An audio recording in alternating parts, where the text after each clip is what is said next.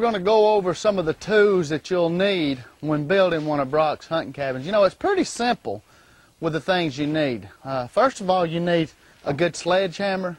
You need a good power drill, at least 7 amps or larger, to drill in your boats. You need a good saw, a good chisel, a tape measure, hammer, a square, a chop saw or miter saw, as some people would call it, or a chop block or chop saw.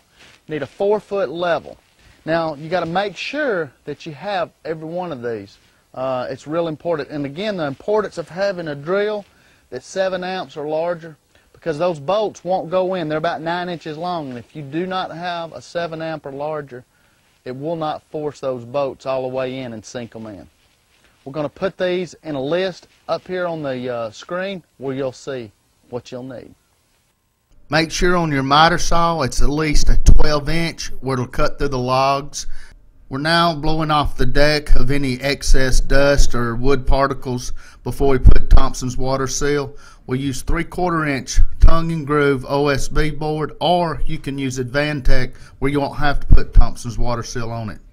Now that we've got our deck built, if you build a deck, or you can pour a concrete slab and put green board down.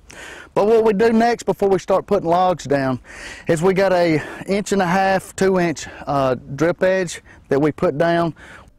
This is a 2x2 drip edge that you can pick up at any Lowe's, Home Depot, or any hardware store. You need this. We've also put Thompson's water seal on the floor before we start, simply because if it starts raining, this floor won't buckle. But then we'll start putting our logs up. Our logs will hang over just a tad, but you need to put a chalk line all the way around this where you make sure your logs are all in line. You know, the most important thing about building one of these cabins is that first line is you got to get everything just right, then it'll go up good. Now you'll get to see us put up some logs, and we're going to show you some tricks as we go. As you can see, we're putting two beads of caulk all the way around on our metal dripping, where it'll be on the inside and on both sides of the log. Okay, in all our corners we're going to mark it at 9.5 inches. What this will allow us to do is to have our overhang of 6 inches. These logs are 3.5 inches long. That way, when you're building your corners, you got to make sure that you're on that line right here on the inside all the way up. If you'll do that, it'll make sure that everything is plumb going up. The mark you make goes on the inside of this log. That way, again, it'll all be level and plumb all the way up. Okay, now that we got our logs together and we've put 2 lines of caulk on each side of this log right here, just for good measures, and we've also taken out a piece right here where we can drill our hole. We drill a hole right here with a 7/8-inch drill bit. That way we put a dowel in it, and it connects the boards, and it also keeps light and anything coming through.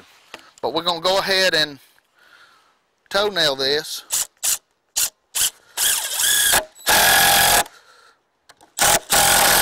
You know, use 2 screws there, and that'll get it all just right. Alright, we're going to use a 7/8-inch auger drill bit. The reason we use this kind is because it'll pull the wood out. That way we can get our dowel in there. And basically, we're going to put it right between, right here.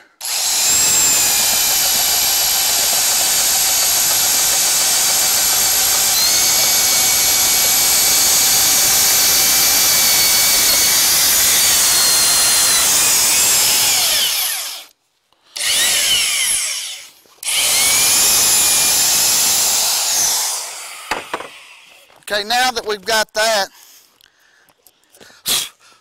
I'm going to bring you and do a close-up of where we put this. Alright, you can see where we drilled our hole for our dowel.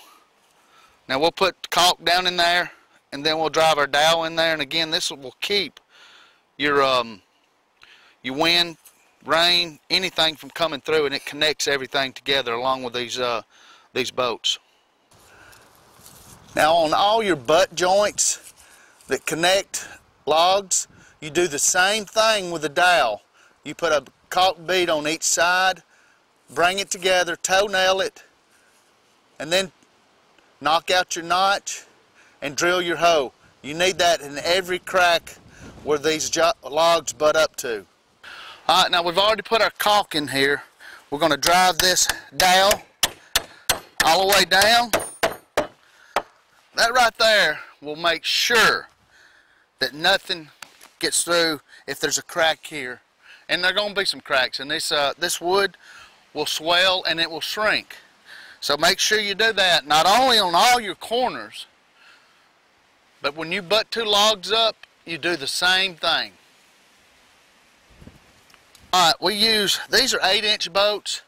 We use 10 or 9-inch boats on all our logs. You got to make sure that you put these every 2.5 foot, every 30 inches. We also have our weather stripping that goes right here on the top. It comes with a kit. You put that on, then you start stacking your logs again. Alright, now we've got all this set up, and what you've got to do is you take one of your log boats and you drill it in the corner here at an angle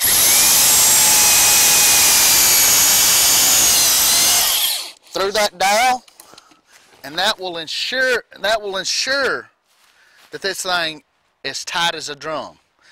And you do the same thing when you butt up logs. You drive one in through the dowel, and that way it'll bring that crack in and it'll be solid.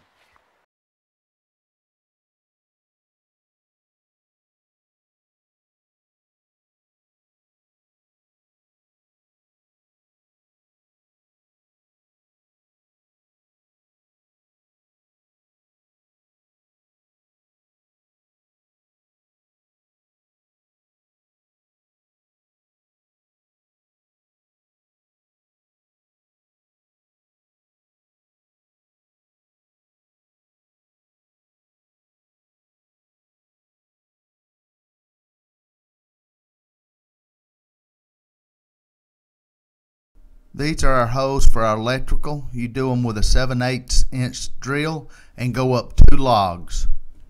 Okay. In every corner, you got to chisel out where the log will go. It's about 3.5 inches, the width of the log. You need to do that each time. One of the most important things to building one of these cabins is you got to keep these logs plumb all the way up. Now the way that we do it is you take a speed square. When you put this top log up here, it's got to be exactly square with the bottom log. Now if that log is back that way, what we do is we'll put a screw in right here, pull it, and then we put our boats in. If this log is that way, put the screw here, push this log out. It's very important that you make sure these logs are plumb all the way up. Now we're going to show you in a little bit how you do each log, how you mark it, and in the corners where you make sure once you get up, all your logs are square, all your corners are square, and you'll have a great cabin. On your logs that hang past, if you'll mark 9.5 inches and you let the inside of your log stay right on that line every time, your corners will be perfect. Go. The reason for the 9.5 inch mark is the logs are 3.5, and that'll allow you to have a 6-inch overhang each time. Okay, when adding a room, what we do is we take and we draw our lines all the way up these logs here. The width, you go about 1/8 of an inch on each side, the width of that log, and you go in about 1/2 an inch. Basically, you do what they call a score. You put your lines all through here, pop it out. That way that log will slide in and it'll be airtight. We'll caulk on each side of this after we get these logs in. If you're building an addition, you can do it on either side, but make sure you get your line just right based on your bottom and you'll be good to go.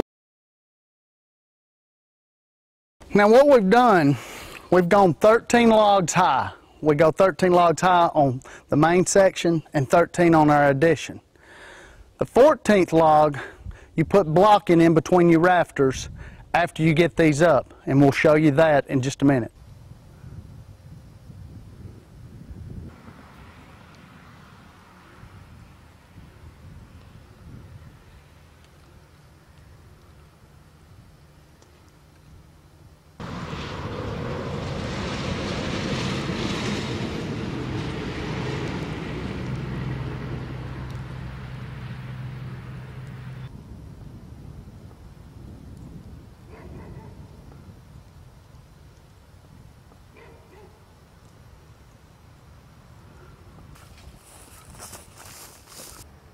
Now we got our deck layout.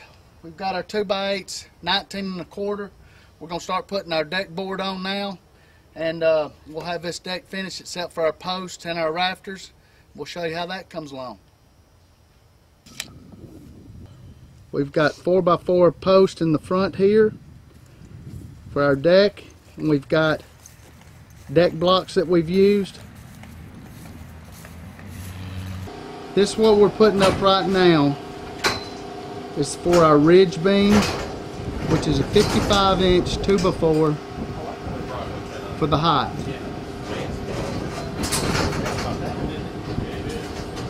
We'll also start putting our rafters after we put our ridge beam up. We'll put these on both ends in the center of the house. The 55 inches is from the top of the wall to the top of our 2x4.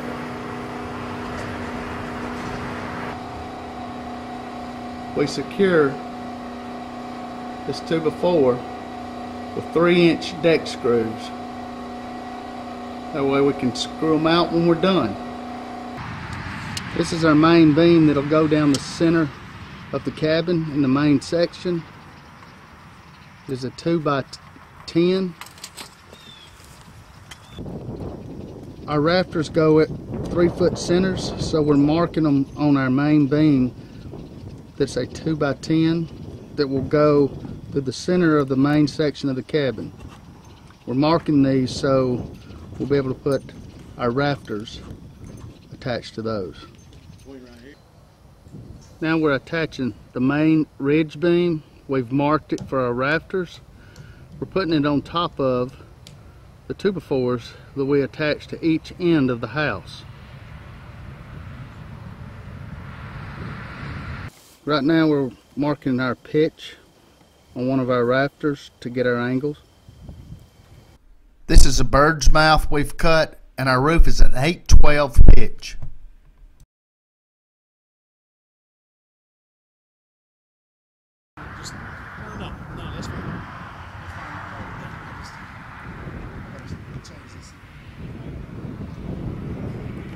Getting our pattern now for our rafters. They're 3-foot centers in the center part of the cabin.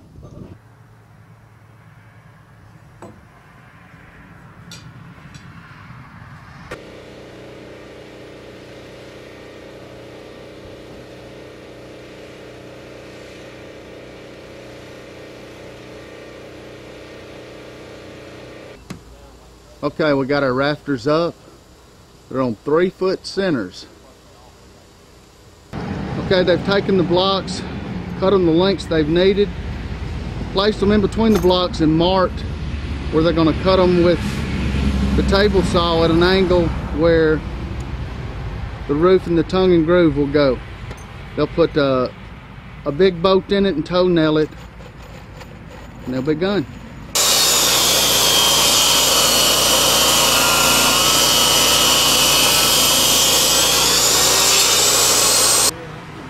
Gotta make sure you put the tape back on as well. Weather stripping on top of this one. You don't have to put it on the next one.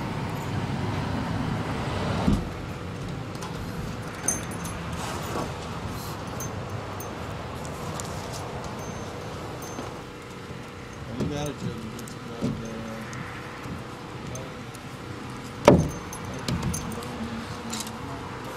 You still got to make sure they're plumb, so using your speed square to get them just right, like David is doing.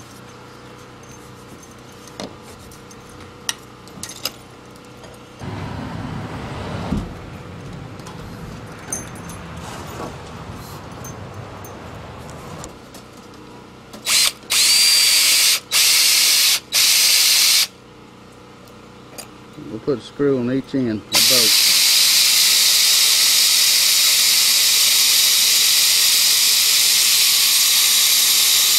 And you sink these in way deep. Now he's toenailing that on from the other side of that rafter. We'll pull it in and get it square.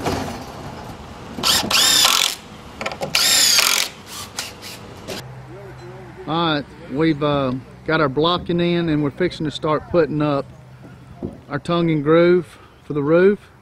On the front, you start your tongue and groove right even with your rafters and go up. Got to make sure you cut out part of that tongue and groove as a block where you hammer the tongue and groove into place, or else you will mess up your tongue and groove and that tongue won't go over. But make sure you start your front where the rafters end. Let's go at the back and we'll talk about how you start that. Okay, on the back part, you start your tongue and groove right at the edge of your rafters. Run your chalk line, make sure you get it straight all the way across. That way it'll go up all the way even and your metal will overhang about an inch so it won't blow back in. We have marked a chalk line on our tongue and groove on our roof here where we can get a good straight cut. A lot of it's overhang different lengths, so we want that to hang over at least 1 foot, 6 inches to 1 foot. I prefer 1 foot. So that's what we're doing right now.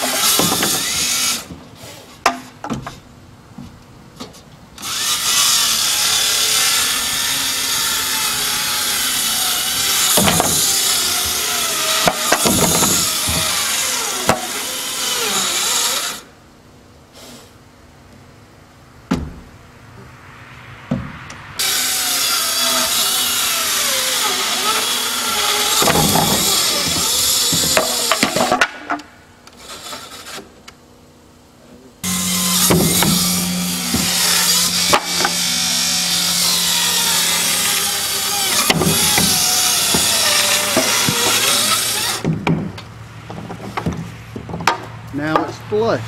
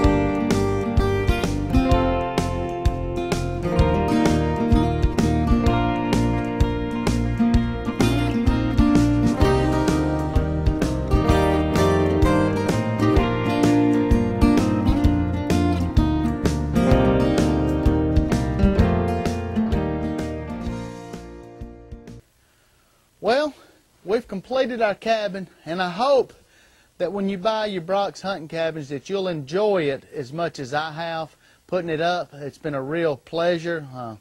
Learned a lot about contracting, but I hope you enjoy it, and I know that it will be a place that you and your family and your friends will enjoy for a long, long time.